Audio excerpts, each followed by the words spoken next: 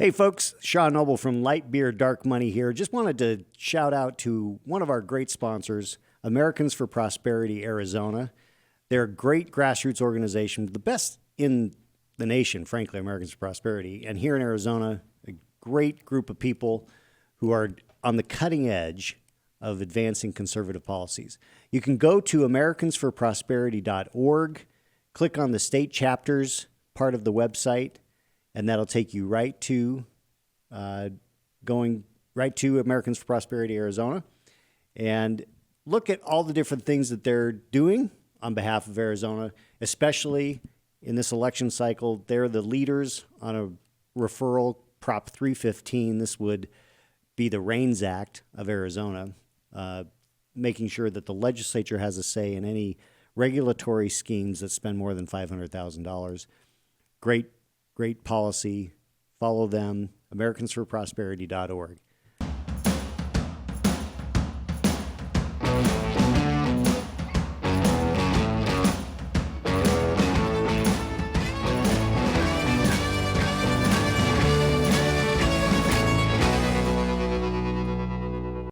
Welcome back to another episode of Light Beer Dark Money. I'm Sean Noble. And I'm Chris Clements.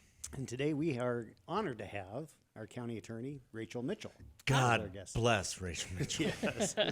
I'm just going to say it outright. Thank God you're in the position that you are, because we're not Los Angeles, we're not Chicago, we're not New York City. Well, amen. Amen for that. And we aim to keep it that way, Yeah. right? Yes, we do. Oh, my goodness. I mean, that raises a very interesting point.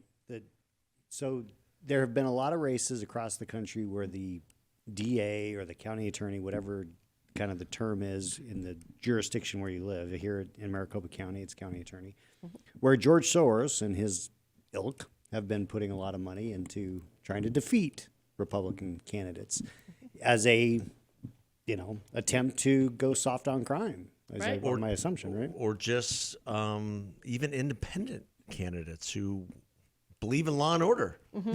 Yeah. So, Rachel, you've been in the position now for About 2.5 2.5 years, yeah. right? And tell us about, you've been at the county attorney's office for a number of years, and, what it's been like to be the head honcho, and why it's important for voters to understand what the county attorney does and why it's such an important position. Well, it kind of goes back to the introductory statements about the George Soros money.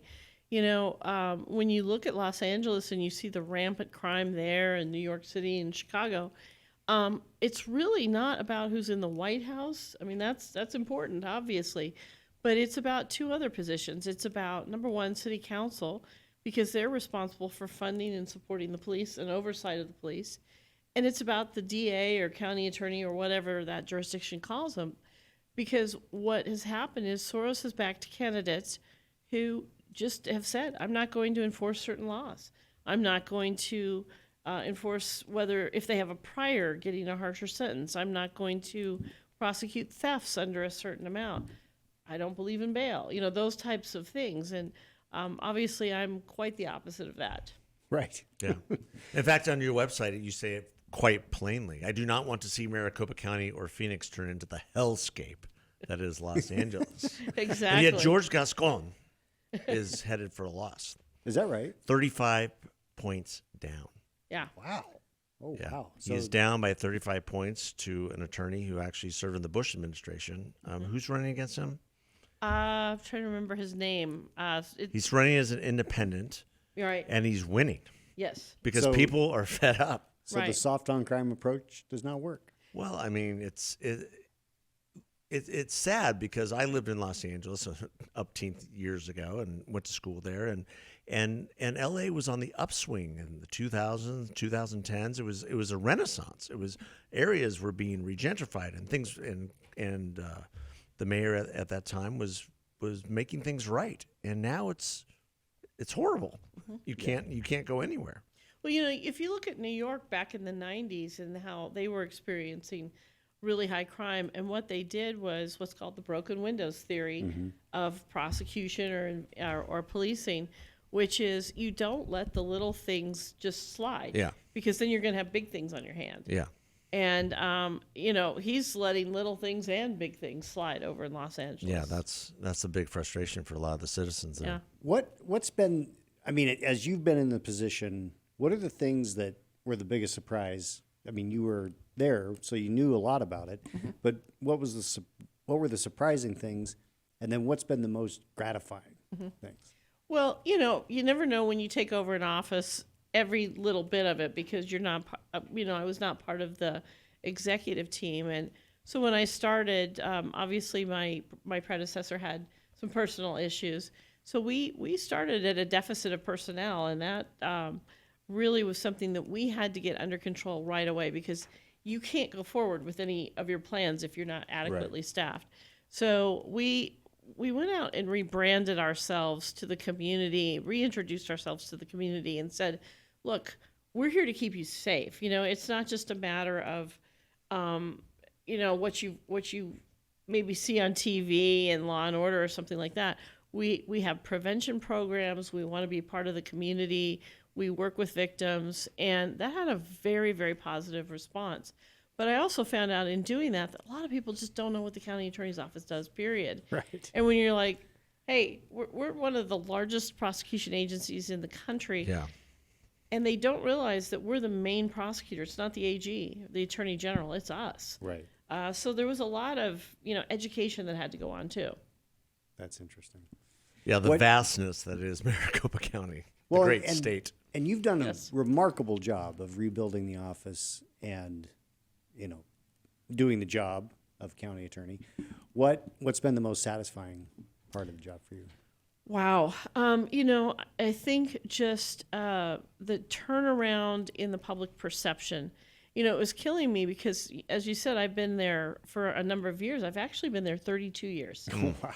And so when you're seeing a 20% deficit of personnel, and you're seeing your coworkers just try to make up that deficit and work and work and work, and then go home and get bad, reports from the news, it's so frustrating. And then when the victims see that, they're like, well, am I going to get justice? And so turning that around to where to where victims can say, look, I rely on this office. I think they're doing a good job. They're walking beside me, and I do think I can get justice from that. That is very satisfying. And you have to have a relationship with the sheriff, with the police chiefs of all the city police departments. How do you manage that process? Because that seems to be a lot of personalities. Well, don't forget, I supervise 400 attorneys. Yeah, that's a that's lot true, of right? personalities. That's unbelievable. So I'm used to a lot of personalities. You know what? I've worked with police my whole life as a prosecutor, so it was just a matter of working with chiefs instead of, maybe detectives. But a lot of it's just communication. I meet regularly with the sheriff. I meet regularly with the head of Phoenix Police Department, Mike Sullivan. And then I go to the chiefs meetings. I actually meet with union leaders too, because they're the more boots on the ground kind of representatives. And, it's a matter of communicating. Here's what I'm doing. Here's what I'm doing, why I'm doing it, and listening. And it's really paid off. I have a good relationship with them. Well, it shows by how many fraternal orders have supported you. Yeah. Yeah, I have. There's not one that hasn't, I don't think. I have, I think, 11 different unions that have endorsed me, and my opponent has 0. I think that says a lot. Absolutely. Well, I think with anything, there's a pendulum, right? And the pendulum, I think, is swinging full on law and order in this election because people are just tired of it. We were talking about California. There's an initiative in California that's going to roll back all these, soft on crime, initiatives that have passed in the past. Because not only Los Angeles is a hellscape, but San Francisco and a lot of communities in the San Joaquin Valley are hurting because of a lot of these soft on crime, policies. I've been watching San Francisco with some interest because, as you know, they had Chesa Boudin, who was, Soros on steroids there, and they recalled him, which he was too liberal for San Francisco. Yeah. If that says something. Hard to believe. And the person who led the recall is actually a Democrat, but a traditional prosecutor. Yeah. And so she was put in that position. But here's the thing. Once you let the genie out of the bottle and you give up all that territory to crime, it's really hard to put that genie back in the bottle. And that's why I think you just have to hold the line here and never let that happen, because it's a struggle to get that back under control. Yeah, and what you're talking about are things like no cash bail and, Right. and no prosecution for theft of things over, under to $900 $1,000, or right. whatever. Yeah. I mean, you go into California now, everything's locked up. Everything's locked up. You can't buy toothpaste. When you have criminals going with calculators Yeah. to make sure that they don't run afoul of that. And I'm like, Oh, yeah, why wouldn't you? one of the things I said is you don't want a DA that's dumber than the criminals. Right. You know? Right. Great point. Yeah, why wouldn't you walk into a Walgreens and say, okay, I can steal up to 900, Right. and so I'm just going to, make sure I do it up front. Well, and we're actually seeing people come over from California to steal from here, and they're shocked when they find out, well, wait a minute, you have bail? Oh, wait a minute, you're going to hold me accountable and incarcerate me, because it's just not done over there. And the San Diego DA, actually, who is a traditional prosecutor, has taken out billboards saying, you are not in Los Angeles. We do prosecute here. You are not. So, which has given me some ideas for I-10, Yeah, that's a great idea. When we win this election, put a couple mobile billboards. Yeah, there you go. Welcome to Arizona. You will be We prosecuted. will enforce the law. We'll enforce the law.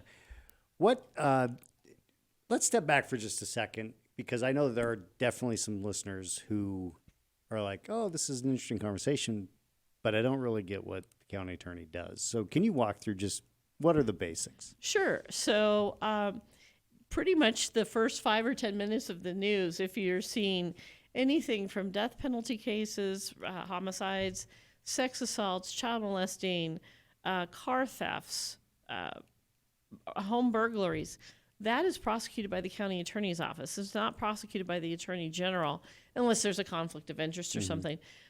So we get about 50,000 submittals per year from law enforcement. We work with over 30 law enforcement agencies. Those 50,000 cases that come to us asking for charges to be filed. So we are the primary prosecution agency that is integral to keeping our community safe and holding people accountable and sending the message what they're doing is not acceptable and won't be tolerated. So this is going to sound a little bit trite, but how close to reality is Law and Order? I mean, I'm sure there's some things, because sometimes they basically rip from the headlines, but I mean, they dramatize it, that kind of thing. But do you watch the show? I have watched the show. I mean, some of the issues that Which come up. one? Yeah, I mean, Oh yeah, that's Has true. been going on for as long as you've been down there, right? That's true. There are aspects of it that are true, but there are also times that I find myself yelling at the TV, objection, there's no way that would come into evidence, of course. But I don't think it really, it takes one case at a time, and it doesn't really show the wide-ranging effect that we have by, we do a lot of preventative things too. It doesn't show that part. For example, we go all over the valley doing fentanyl forums, trying to educate parents and kids and teachers on the dangers of fentanyl, because we're losing people to that every single day, and because it's just pouring across the border. So it doesn't show that. It doesn't show the the 50,000 cases. It shows one. So the volume that you're dealing with. Right. Well, and you raised a good point on the fentanyl that come across the border. You are the front lines of the consequences of the border not being secured. Yeah. Oh, absolutely. I think a lot of people don't realize Maricopa County is really pretty close to the border. The southernmost part of our county is about 25, 30 miles from the border. But this is a major hub distribution area for the cartel to get fentanyl across the country. And when you have virtually no security at the border, it's coming through here, and we're trying to prevent it not only from being distributed, but just stopping it and holding people accountable. But one of the things the cartel is doing is they're not coming across the border. They're recruiting Americans to go over and come back, paying them large sums of money And, so one of the messages we've been sending is, one pill of fentanyl can kill. We know that 7 out of 10 that come across the border contain a potentially lethal dose. And so you're bringing death to your community when you go across the border and take money to bring in. We arrested 2 sisters. They're in prison now. They're in their 20s, no criminal history. They brought 850,000 pills of fentanyl into Maricopa County. And so a lot of it is communicating to the public what is not acceptable. Oh, my goodness. Yeah. Gosh, that's unbelievable. How is and dealing with the fentanyl you obviously have to work closely with the DEA and the feds. And I presume that that's generally been a pretty positive experience. Oh, yeah. We routinely get briefings from them, work together with them. Yesterday we had some interesting cases that were talked about, and I don't know when the podcast is going to air, but we were talking about a couple of individuals arrested for basically political terrorism.